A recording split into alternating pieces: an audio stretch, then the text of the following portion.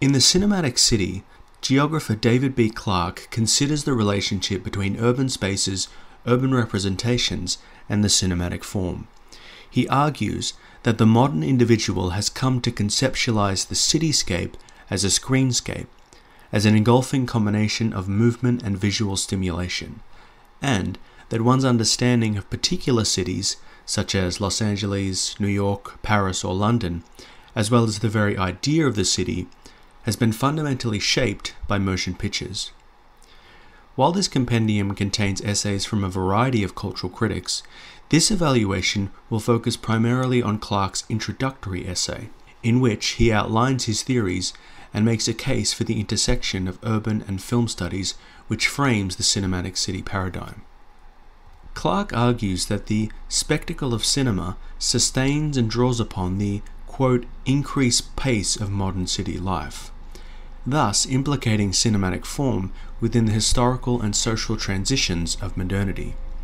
While he claims that the close relationship between cinema and the city, being modernity's most important cultural form and its most important social organization, is a previously overlooked cultural inquiry, modern media historian Anne Friedberg identifies cinema as, quote, part of the experience of modernity in her 1993 book, Window Shopping, Cinema and the Postmodern. Leo Charney also contributed to the field 2 years prior, with Cinema and the Invention of Modern Life, which discussed postmodernism in the contemporary city. Indeed, Clarke himself admits that his key contention, quote, the city has undeniably been shaped by the cinematic form, just as cinema owes much of its nature to the historical development of the city, draws comprehensively from the theories of two early century critiques of modernism, that is, Walter Benjamin's 1939 The Work of Art in the Age of Its Technological Reproducibility, and George Simmels's 1903 The Metropolis and Mental Life. In particular, he concurs that prioritization of sight, often referred to as the master sense of the 20th century, is proof of cinema's importance, as well as the act of looking being fundamental to the city dwellers' ability to process the fragmentation and stimulation of their rapidly changing environments. Clarke focuses a large portion of his theory on the flaneur, or city scroller, a figure of modernity characterized by their detached observations of urban life, being simultaneously of the city and yet distanced from it by their spectatorial gaze. Rejecting the modern ordering and fragmenting of space, the flaneur instead embraces the, quote, uneasy, fleeting life world of the modern city, enthralled by the pleasures and potentialities of a world removed from the presence, stricture, and restraint of tradition. Clarke uses the flaneur as a metaphor for the perception and mobility of the film camera, which, he claims, possesses the unique ability to defragment the chaotic energy and maelstrom of the urban landscape. The camera gave visual fluidity to the disorientating labyrinth of seemingly random urban experiences, while the editor structured those experiences into a cohesive narrative. The flaneur and the film camera, being both products of modernism as well as new perceptive frameworks for its articulation, changed the social meaning of presence and wove all of the sensory and cognitive splinters of the modern city into an overarching conceptual entity.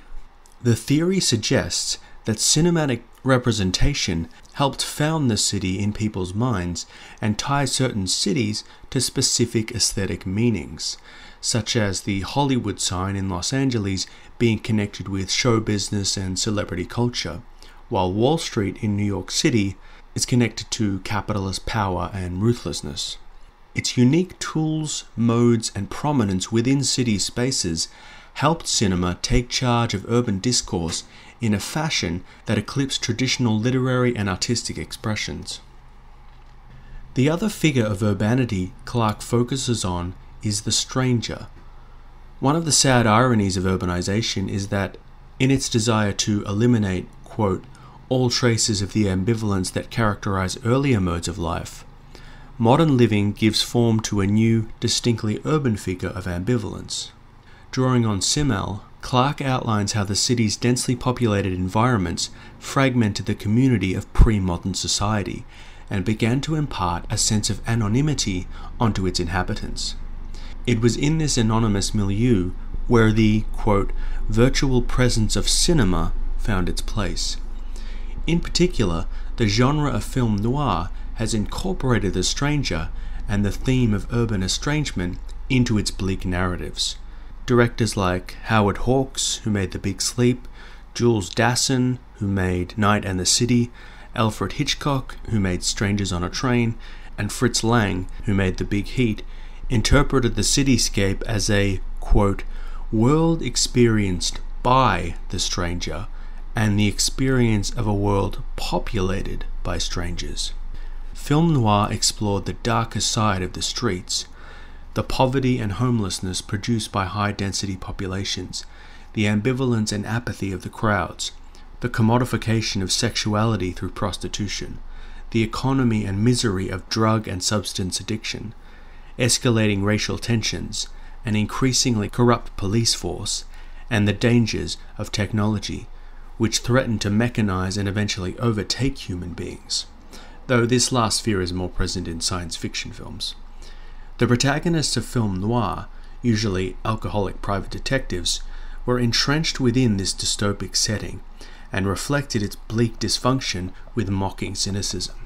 While they might occasionally rise above the deluge of hostility and sleaze, or help end the reign of a particularly nasty criminal, they could never truly fix things, suggesting that the city was not burdened by these problems, but in fact caused them, and sustained them as part of its functions.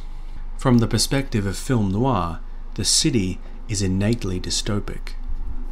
Clarke exemplifies the power of cinema to shape discourse through his contrast of urban and rural representations. During the first half of the 20th century, films tended to valorize small towns at the expense of the big city, because the former was regarded as stable in its meaning and values, while the latter was more fluid, more susceptible to the corruptions of modernity. Charlie Chaplin films explored the confusion and anxieties that developed from city living, while Frank Capra depicted the city as a place of low moral worth, a modern-day Sodom, which threatened to consume his naively honest protagonists visiting from the country.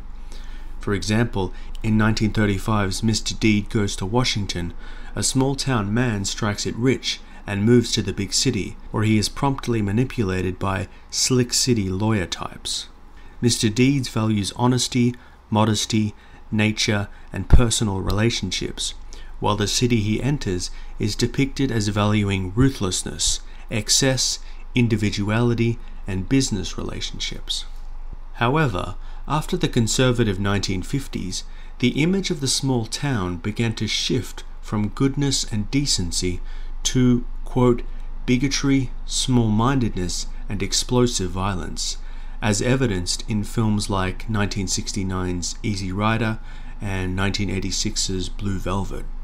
With cities continuing to grow and thrive, and audiences becoming increasingly urban, small towns were reconfigured by cinema as stagnant, backwards, and abandoned shells from which modern society once crept.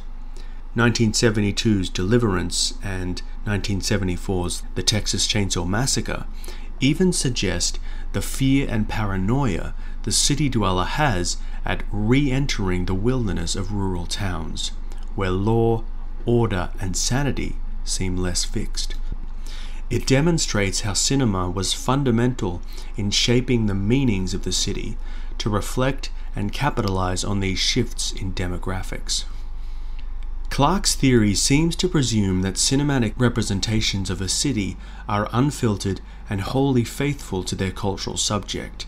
But while there are certainly many artists involved in the production of a film, such as directors, writers, actors, cinematographers, and composers, films are essentially business ventures, highly controlled, regulated, and expected to return the investment of their backers.